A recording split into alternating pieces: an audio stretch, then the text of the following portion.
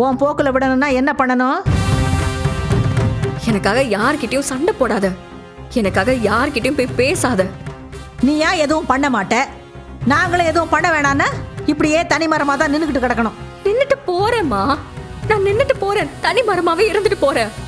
இருக்கிற புத்திக்கு என்ன வாழ முடியுமோ அப்படியே வாழ்ந்துக்கிற. ஆனா நீ என் விஷயத்துல மட்டும் தலையிடாத. சொல்லுவடி, ஏன் சொல்ல மாட்ட? உடம்பு சரியில்லாம கிடந்தப்ப கூட இருந்து பாத்துக்கிறதுக்கு அம்மா வேணும். உடம்பு சரியானதும் அம்மாவையே எடுத்தெறிஞ்சு பேசுறியடி. சரி, உடம்பு சரியில்லாம போச்சு, யார் காரணம்? வேற யார் காரணம்? எல்லாம் உன் புருஷன் தான். அவன்கிட்ட மல்லு கட்டி தான் உனக்கு உடம்புக்கு வந்துச்சு. எல்லாத்துக்கும் நீதாம்மா காரணம். நீதான் காரணம். நீ தேவையில்லாத வேலையை பண்ண போய் தான் அவர் இங்க வந்து வாசல்ல நின்னு கத்திக்கிட்டு இருந்தாரு. அதனாலதான் எனக்கு உடம்பு சரியில்லாம போச்சு. ஏமா, உன்னை யாருமா அந்த பொண்ணு வீட்டுக்கு போக சொன்னது? ஏண்டி, அவன் எவ கூடயாவது பழகுனா உனக்கு கவலையே இல்லையா? இல்லம்மா, எனக்கு கவலை எல்லாம் இல்ல. மா, அவர் கூட நீ சேர்ந்து வாழ வேண்டாமா மயிலு? அவ்வளோ தப்பையும் பண்ணிட்டு எப்படிப்பா கூட வாழ சொல்லி கேட்க முடியும்? நாம பொய் சொன்னோம்ல, அதே மாதிரி அவங்க வீட்டுல பொய் சொல்லி இருந்தாங்கன்னு வச்சுக்கோங்களேன், நாம சும்மா இருந்திருப்போமா? பேய் ஆட்டம் ஆடி இருக்க மாட்டாங்க நம்ம அம்மா. ஏண்டி, இப்ப அந்த கதையெல்லாம் எதுக்கு இப்ப பேசுற? பேசணும்னா எல்லாமே பேசணுமா? நாம தப்பு பண்ணிருக்கோம். நீங்க நிறைய பொய் சொன்னீங்க. எல்லாத்துக்கும் நானும் உடந்தையா இருந்தேன். அதுக்கான தண்டனையை அனுபவிச்சுதான் நம்ம ஆகணும். கோர்ட்ல விவாகரத்து கேஸ் போய்கிட்டு இருக்கு. நான் விவாகரத்து கொடுக்கறேன்னு சொல்லியும் செஞ்சுட்டேன். உன் வயிற்றுல புள்ள வளருதே, ஞாபகம் இருக்காது உனக்கு? ஏண்டி, தனியாவே புள்ளைய வளர்த்து ஆளாக்கிட முடியுமா? எனக்கு வேலை இருக்குமா? நான் வேலை செய்யறேன். என்னால என் குழந்தைய வளர்த்து ஆளாக்க முடியும். குழந்தை பிறந்ததுக்கு அப்புறமா உன்னால வேலைக்கு போக முடியுமா? முடியுமா? நீ வேலைக்கு போயிட்டேன்னா உன் குழந்தை யார் பாத்துக்கிறது? நான் இருக்கேன்ல, நான் பாத்துக்கிறேன் அக்கா குழந்தைய. சாரதா, நீ இங்கேயே தான் இருக்க போறியா உன் அக்கா மாதிரியே? கல்யாணம் பண்ணிக்கிட்டு புருஷன் கூட வாழற ஆசையெல்லாம் இல்லையா? என் புள்ளைய யாரும் பாத்துக்க வேண்டாமா? வேலை செய்யற இடத்துக்கே நான் தூக்கிட்டு போயிருவேன். அவங்க கூடாதுன்னு எல்லாம் சொல்ல மாட்டாங்க. குழந்தைய காரணமா வச்சு அவரையும் என்னையும் திரும்பவும் சேர்த்து வைக்கலாங்கிற கற்பனை எல்லாம் பண்ணிக்கிட்டு இருக்காது. அது முடியாத. ஏய், பிறக்க போற குழந்தைக்கு அவன் அப்பன், அவனுக்கு எந்த பொறுப்புமே இல்லையா?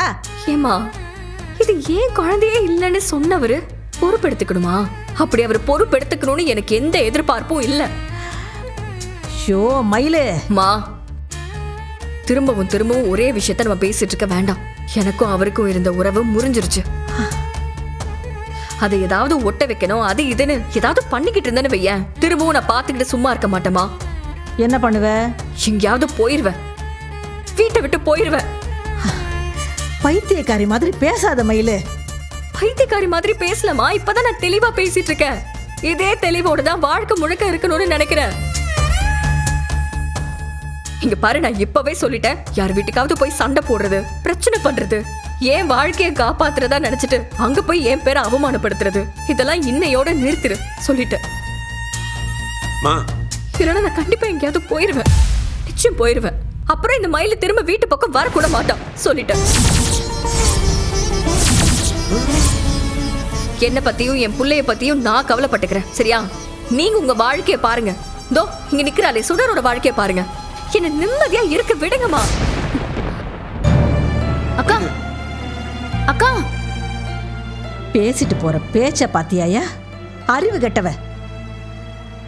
இவ வாழ்க்கையெல்லாம் அந்த கடவுளே வந்தாலும் சரி பண்ண முடியாது. எல்லாம் தலை எழுத்து.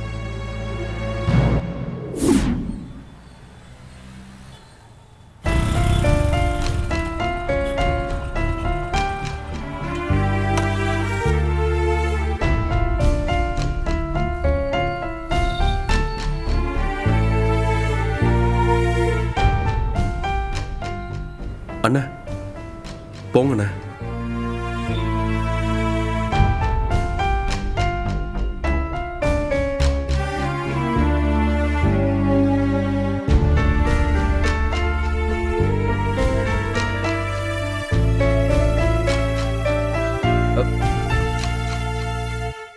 உள்ள வரலாங்களா?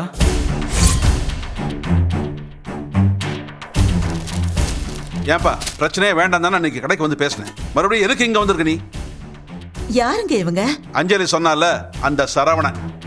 ஓ,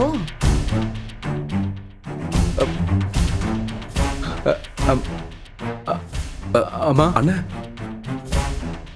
அம்மா என்ன ஞாபகம் இல்லையாம்மா? முன்னாடியே பார்த்துருக்கீங்களே, வீட்டுக்கு கூட வந்திருக்கனே.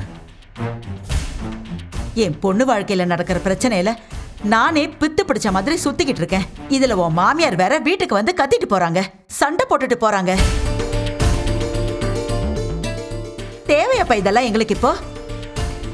அக்கம் பக்கத்துல இருக்கிறவங்க முன்னாடி எல்லாம் எங்களுக்கு அவமானமா போச்சு. உங்க மாமியார் வந்து கத்திட்டு போனதுக்கே அவ்வளவு அசிங்கப்பட்டோம். இப்ப நீ வேற எதுக்குப்பா வந்திருக்க?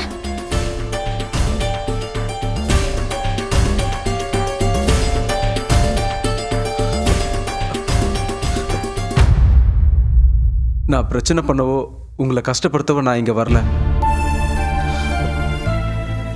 நடந்ததுக்கெல்லாம் மன்னிப்பு கேட்டு போலான்னு தான் இங்கே வந்தேன். அவங்க இங்கே வருவாங்கன்னு நான் கொஞ்சம் கூட நினச்சி பார்க்கவே இல்லை. என்னை மன்னிச்சிருங்க. தேவையில்லாமல் வந்து அவங்க இங்கே பிரச்சனை பண்ணிட்டாங்க.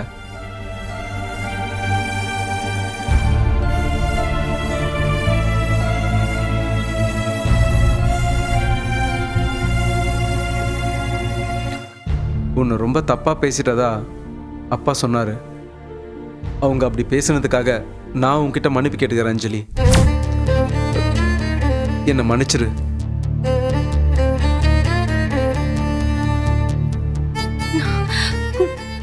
முதல்ல இங்கிருந்து கிளம்பு சரவணா. அஞ்சலி, உன்கிட்ட பேசவோ உன்னை பார்க்கவோ மாட்டேன்னு அப்பா கிட்ட சத்தியம் பண்ணி கொடுத்துருக்க. அதை காப்பாத்தணும்னு நான் நினைக்கிறேன். தயவு செஞ்சு நீ போயிடு சரவணா. நான் போகிறேன் அஞ்சலி, போகிறேன். உன்கிட்ட மன்னிப்பு கேட்க தான் நான் இவ்வளோ தூரம் உன்னை தேடி வந்தேன். மன்னிப்பு நான் உன்கிட்ட கேட்டுட்டேன். நான் போகிறேன் அஞ்சலி.